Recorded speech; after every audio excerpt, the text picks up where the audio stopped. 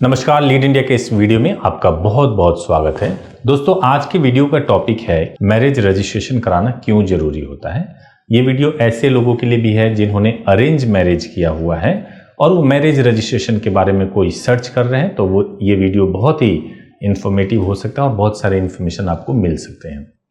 सबसे पहले तो मैं आपको ये बताऊं कि किसी की भी शादी होती है, चाहे अरेंज तरीके से ही शादी क्यों ना हुई हो, उनके दिमाग में, खास तौर से लड़की और उनकी फैमिली के दिमाग में एक सवाल आता है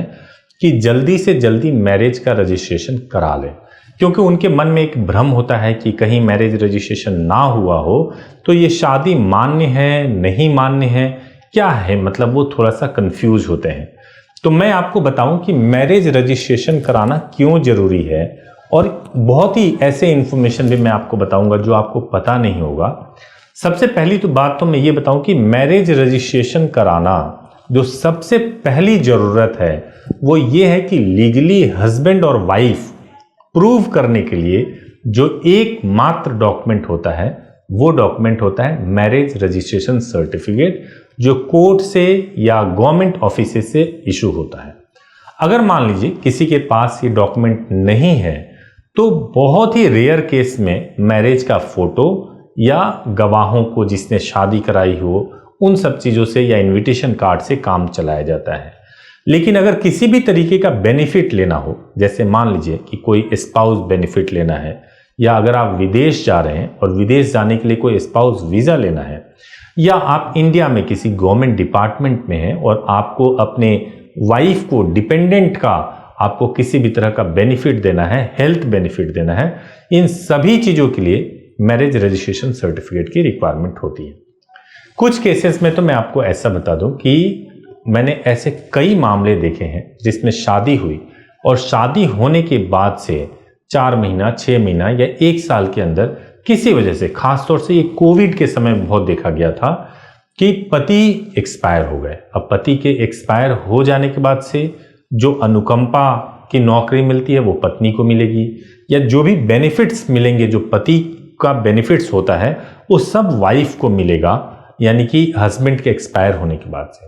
अब अगर उस वक्त वो बेनिफिट लेना है जो लाखों में हो सकता है, उस बेनिफिट को लेने के लिए सबसे पहले आपको साबित करना पड़ता है कि आपकी शादी लीगली हुई है और वो कोर्ट से रजिस्टर्ड है।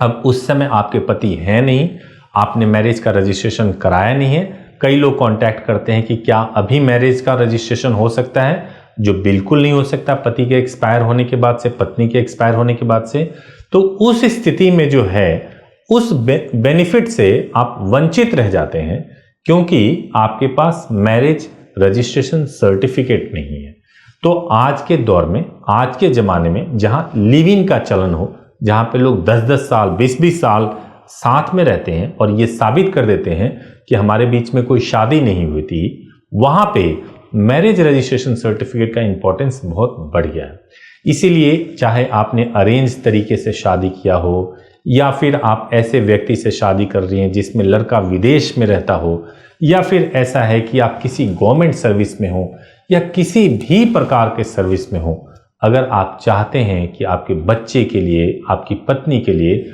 आपके पति के लिए कोई सेफ्टी चाहिए, तो सबसे पहला काम यही जरूरी है कि आप मैरिज का रजिस्ट्रेशन करा लें। अब यदि आपको मैरिज का रजिस्ट्रेशन कराना है तो कई जगह, कई स्टेट में अलग अलग रूल्स होते हैं, सभी स्टेट के अलग अलग रूल्स हैं। तो आपको जिस स्टेट में शादी हुई है आप वहां पे मैरिज का रजिस्ट्रेशन करा सकते हैं, या फिर जहां आप रहते हैं या जहां आपकी पत्नी रहती है वहां करा सकते हैं। इसके अलावा भी कुछ ऐसे जगह होते हैं जहां पर आप मैरिज का रजिस्ट्रेशन करा सकते हैं। इससे संबंधित अगर आपको कोई भी डिटेल्स चाहिए तो आपको केवल एक काम करना है कि आप हमारे हेल्पलाइन नंबर 8800444555 पर सुबह 9 बजे से लेके शाम को 8 बजे तक कॉल कर लीजिए, या हमारी वेबसाइट है leadindia.law, इस पर विजिट कर सकते हैं, या हमें ईमेल भी कर सकते हैं care@leadindia.law पर।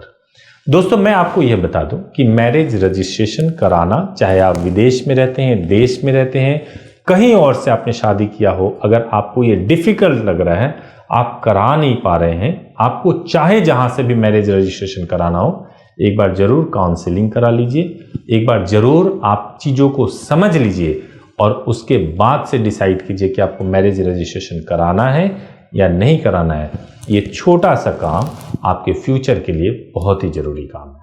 Thank you so much for watching this video. Thank you.